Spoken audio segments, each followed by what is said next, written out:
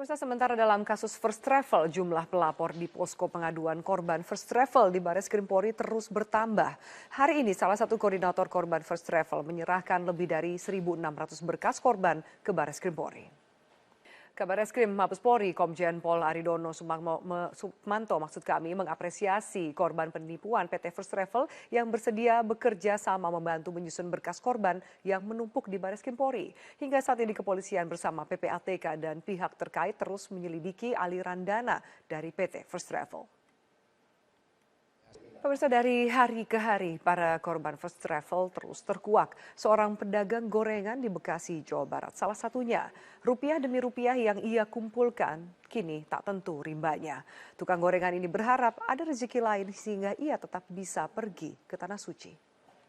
Kami minta maaf atas kesalahan teknis yang terjadi. Kami akan lanjutkan Metro hari ini usai jeda berikut ini dengan informasi lainnya, di antaranya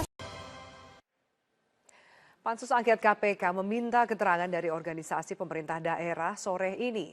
Mereka yang diundang diantaranya Asosiasi Pemerintah Provinsi Seluruh Indonesia atau APPSI, Asosiasi Pemerintah Kabupaten Seluruh Indonesia atau APKASI, dan Asosiasi DPRD Seluruh Indonesia. Dan pemirsa, rekan Stella Nau sudah siap dengan laporan lengkap dari pembicaraan Pansus Angket KPK dengan organisasi pemerintah daerah. Kita langsung ke Stella. Stella, selain kewenangan penyadapan KPK, keterangan apa yang digali oleh anggota Pansus Angket KPK dari organisasi pemerintah daerah, Stella? Afi, jadi ada dua hal. Yang pertama tadi Afi. Baik, Stella Nau melaporkan dari Gedung DPR Jakarta. Terima kasih Stella atas laporan Anda. Pemirsa, salah satu narasumber Pansus Angket KPK yang masih menjadi sorotan, Direktur Penyidikan Komisi Pemberantasan Korupsi, Brigadir Jenderal Aris Budiman. Ia ternyata pernah melaporkan penyidiknya, Novel Baswedan, ke Polda Metro Jaya. Ia tidak terima dengan email Novel kepada pimpinan KPK karena menyerang pribadinya.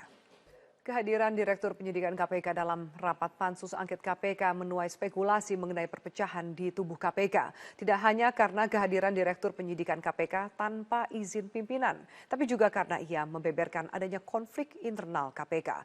Menurutnya konflik dimulai ketika Brigjen Aris Budiman menjabat sebagai Direktur Penyidikan. Kemunculan Direktur Penyidikan KPK di depan Pansus Angket merupakan kemunculan pertama setelah ia dituding mengadakan pertemuan dengan anggota Komisi 3 DPR untuk mengamankan kasus IKTP. Jenderal Bintang 1 polisi ini membantahnya. Aris Budiman juga menampik tudingan dirinya menerima uang 2 miliar rupiah terkait penanganan kasus korupsi proyek IKTP. Informasi dari mancanegara akan kami hadirkan usai headline. Selamat sore pemirsa, Presiden Jokowi dijadwalkan memberikan keterangan untuk memperkuat posisi Perpu Ormas dalam sidang uji material dan formil Perpu Ormas di Gedung Mahkamah Konstitusi Jakarta. Namun Presiden diwakili oleh Mendagri. Agenda sidang hari Korea Utara merilis dokumentasi peluncuran rudal yang terbang di atas wilayah Jepang. Pemimpin Korea Utara Kim Jong-un diberitakan sangat puas akan keberhasilan langkah ini. Pemirsa, sekian headline news untuk saat ini. Headline news berikutnya akan hadir 1 jam dari sekarang. Saya akan segera kembali dalam program Metro hari ini. Kami akan mengangkat mengenai 1 hari setelah uji coba rudal balistik Korea Utara, kecemasan warga Jepang masih menyeruak. Sesaat lagi, tetaplah bersama kami. Pemirsa, 1 hari setelah uji coba rudal balistik Korea Utara, kecemasan warga Jepang masih menyeruak. Alarm J Alert berbunyi kencang, peringatan bagi warga terus terbayang dalam benak warga. Kepanikan sempat terjadi di Hokkaido yang dilewati rudal Korea Utara.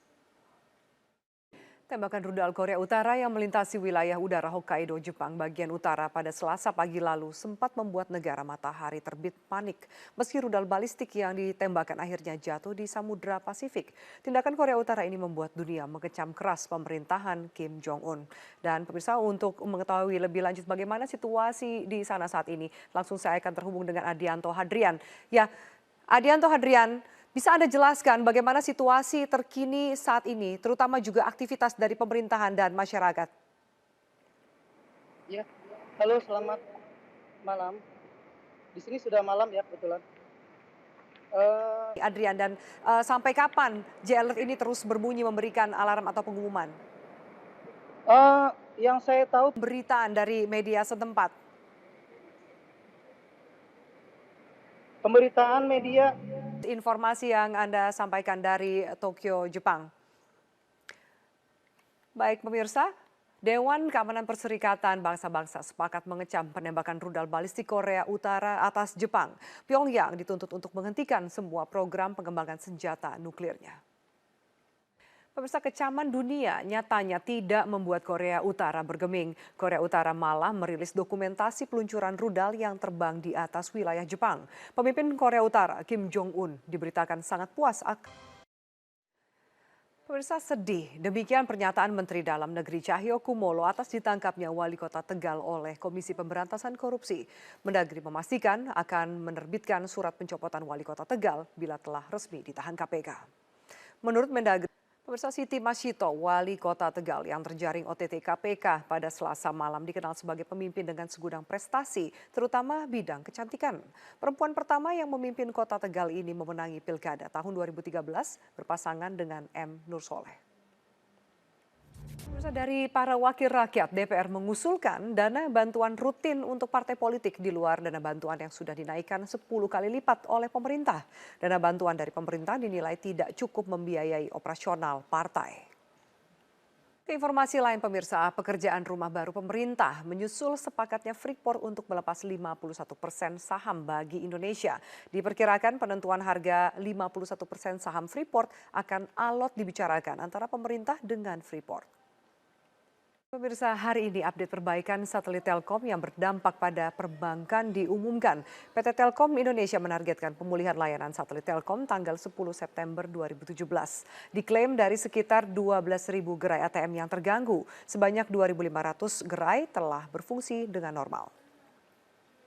Langsung dari Tanah Suci akan kami hadirkan usai jeda berikut ini, di mana pemirsa, hari ini merupakan hari Tarwiyah dan sebagian jemaah calon haji masuk ke Mina sebelum sholat zuhur. Anggi Hasibon akan melaporkan langsung dari Mina, Arab Saudi.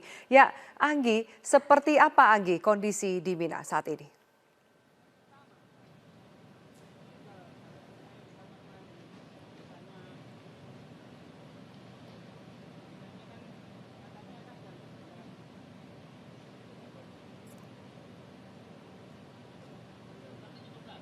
Anggi, silakan. Untuk kondisi Mina, Laporkan dari Mina, Arab Saudi. Anggi, terima kasih atas laporan Anda. Pemirsa, puncak ibadah haji, wukuf di Padang Arafah sebagai syarat sah ibadah haji sudah di depan mata. Nah, berbagai persiapan mulai dari tenda hingga seluruh fasilitas pendukung juga sudah siap digunakan, termasuk bagi jemaah haji khusus. Dan pemirsa, jemaah calon haji diimbau untuk menjaga kesehatan jelang wukuf di Padang Arafah. Suhu udara yang mencapai 45 derajat Celcius lebih dikhawatirkan akan menjadi ujian berat di Tanah Suci. Spekulasi pecahnya Komisi Pemberantasan Korupsi menyeruak setelah Direktur Penyidikan KPK, Brigadir Jenderal Polisi Aris Budiman, membeberkan konflik internal KPK dalam rapat dengan Pansus Angket KPK. Kehadirannya pun tanpa izin dari pimpinan KPK. Ia mengaku baru kali ini membangkang terhadap pimpinan KPK. Aktivis anti korupsi menilai Direktur Penyidikan KPK patut dijatuhi sanksi yang berat. Pemirsa, malam ini ajang SEA Games resmi ditutup. Di hari terakhir ajang SEA Games 2017, Indonesia mendapat tambahan 2 medali. Kali ini medali dipersembahkan dari cabang loncat indah dan ice skating atau seluncur es. Selengkapnya akan dilaporkan oleh reporter Putra Adito dan juru kamera Ari Jayusman dari Kuala Lumpur, Malaysia. Di hari penutupan SEA Games 2017, Indonesia hanya mampu menambah 2 medali masing-masing dari cabang akuatik loncat indah dan seluncur es. Kami akan segera kembali usai jeda yang satu ini dengan informasi Pasar Kreasi Indonesia hadir di Jakarta hingga 24 September mendatang. Pengunjung bisa menemukan berbagai produk kreatif asli karya anak bangsa, mulai dari fashion hingga dekorasi rumah dan mebel. Pemirsa, aksi heroik seorang guru SMKN 1 Cibinong, Jawa Barat, Hikmat, dan tersebut sekaligus juga menutup perjumpaan kita di Metro hari ini. Atas nama kerabat kerja yang bertugas, saya Afiani Malik undur diri. Terima kasih atas atensi Anda. Selamat sore, sampai jumpa. Persika berjalan memikat dan banjir gol, dan tuan rumah leading 3 gol tanpa balas. Nah, Bung Ovan, evaluasi Anda nih terhadap jalannya babak pertama tadi seperti apa? Ya, sebuah penampilan yang sangat berbeda dari Persikabo Bogor. Mereka masih belum melewati garis tengah. Kick off babak kedua Persikabo melawan Persika. Jika melihat permainan tuan rumah tadi nih di Liga 2 musim ini. Pertanyaan yang Sport Lovers, kita akan kembali setelah pesan-pesan berikut ini. Melawan Persika Karawang segera berguril. Nah, Saya kembali bertanya nih kepada Bung Ovan. Ya. Jika Anda menjadi Suimin, apa yang mesti dibenahi? Nah, kalau menjalani babak